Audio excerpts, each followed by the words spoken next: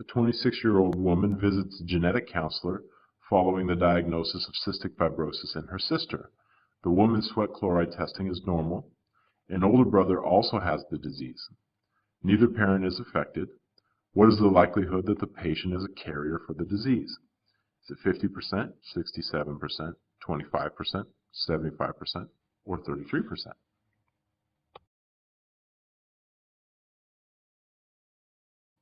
Let's talk about what you need to know to answer this question. You need to know what the inheritance pattern of cystic fibrosis is. And if you remember, it's autosomal recessive, right? That's one of our classic autosomal recessive diseases. If you don't know, can you figure it out from the question? Remember from the question that we have here, neither parent is affected. So a clue like that would indicate that this is likely an autosomal recessive type of disease. Now, once you know what the inheritance pattern is, you have to know what that means. What does autosomal recessive inheritance mean? It means that homozygotes are affected if they're homozygous recessive, right? And then it means that heterozygotes are carriers.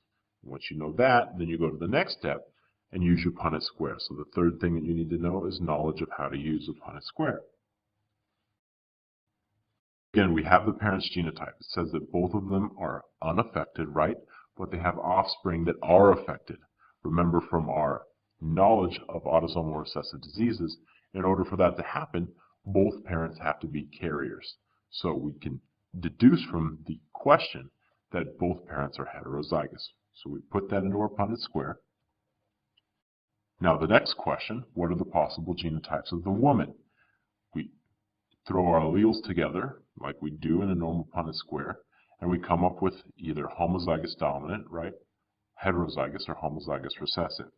Now, we put this red X over the homozygous recessive. Why?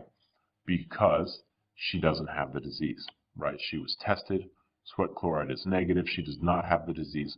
So as far as probability is concerned, she cannot be that genotype.